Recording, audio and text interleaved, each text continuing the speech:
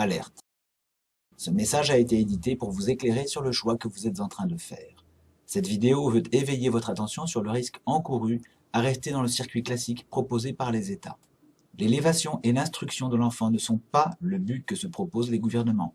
Au contraire, il s'agit de transformer votre enfant en consommateur et citoyen docile avec un minimum de sens critique et donc un minimum de savoir. Les parents ont le droit de souhaiter autre chose. Ce site n'est pas là pour agiter des peurs, mais pour vous aider à sortir de ce piège. Ceci est un message d'alerte. Je n'ai pas l'habitude de manipuler la peur pour vous conduire à faire l'école à la maison. On nous reproche parfois de le faire et je crois qu'au contraire, nous disons le moins possible de choses qui pourraient vous permettre de vous contraindre, de vous amener à faire l'école à la maison en vous disant qu'il y a des dangers à ne pas le faire. Mais il est tout de même de notre devoir de vous dire un certain nombre de choses. Si l'enfant reste dans une mauvaise école, vous vous exposez à certains risques. Et si je vous fais cette vidéo aujourd'hui, c'est parce que je tombe sur des articles. On peut commencer par celui-ci. C'est un article de France Info, vous voyez, qui date déjà de 2012, donc ça fait déjà un moment, nous expliquant que les compétences en lecture des écoliers français sont inférieures à la moyenne européenne, selon la 3e étude programme international de recherche. Elle mesure les compétences des écoliers en fin de CM1. Une nouvelle fois, la conclusion n'est pas flatteuse pour l'école française. Les compétences en lecture des jeunes français sont inférieures à la moyenne européenne. Pour être plus précis, la France, avec 520 points, est sur 49 pays, 29e. Vous voyez, on vous le dit à la fin de l'article, parce qu'on ne veut pas vous le dire d'entrée de jeu. 29e sur 49. C'est quand même assez affligeant. Un pays qui est le pays de l'écriture, qui se retrouve à ce niveau.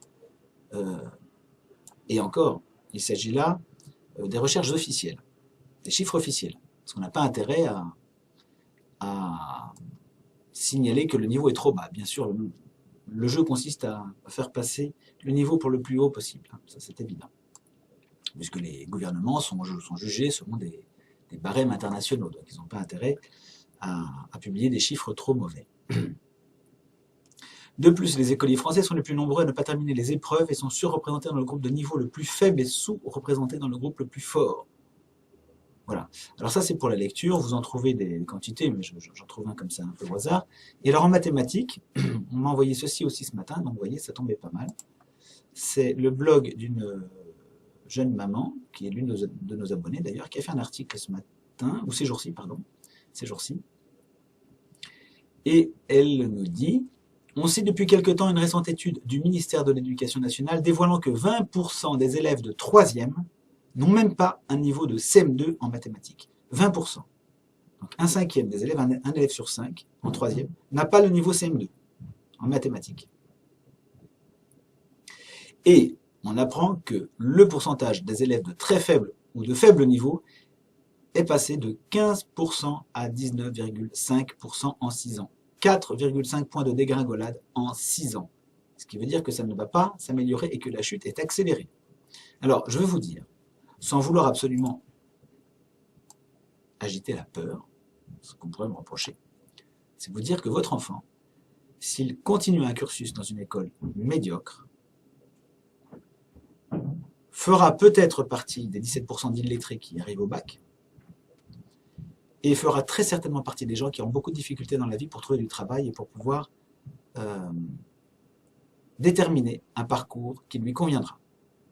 N'ayant pas des éléments suffisants de réflexion, n'ayant pas un cerveau entraîné, eh bien, il va avoir une vie difficile, délicate. Voilà, ça c'est notre devoir de vous le dire.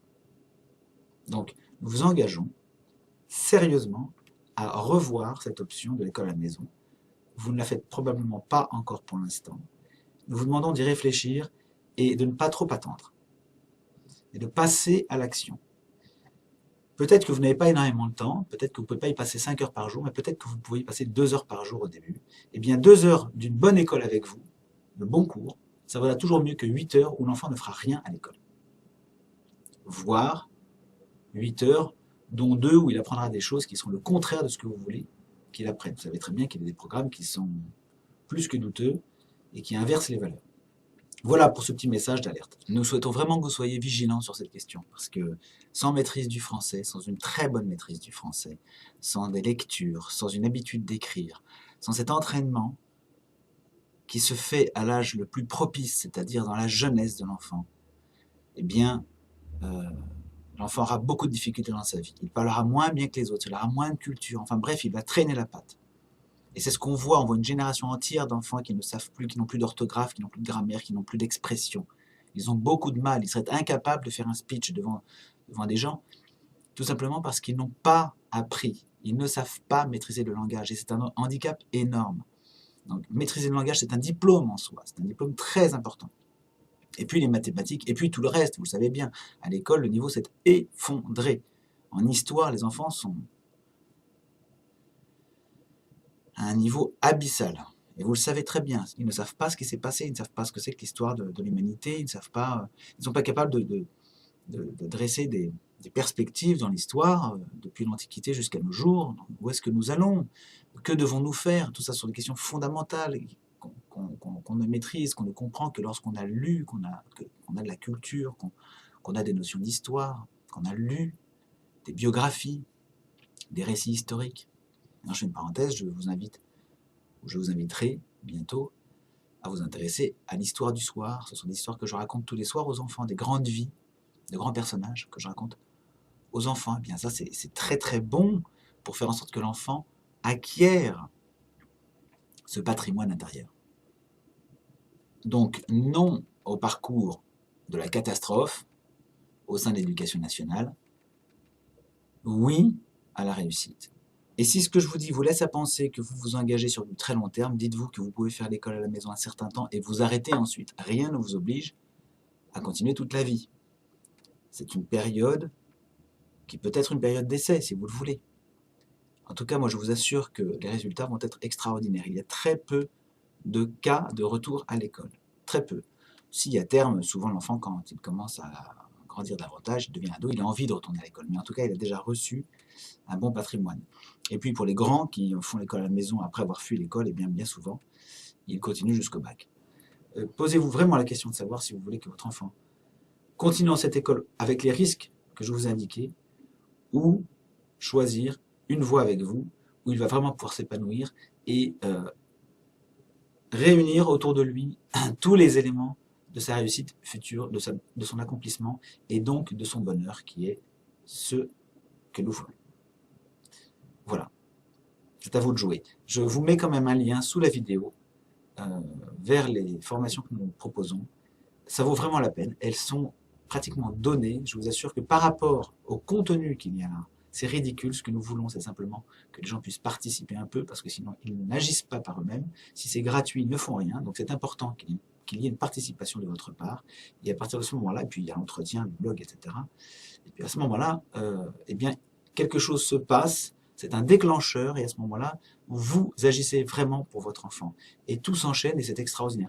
Regardez dans la page des témoignages, vous verrez les témoignages des gens qui ont franchi le cap. Voilà, à tout à l'heure.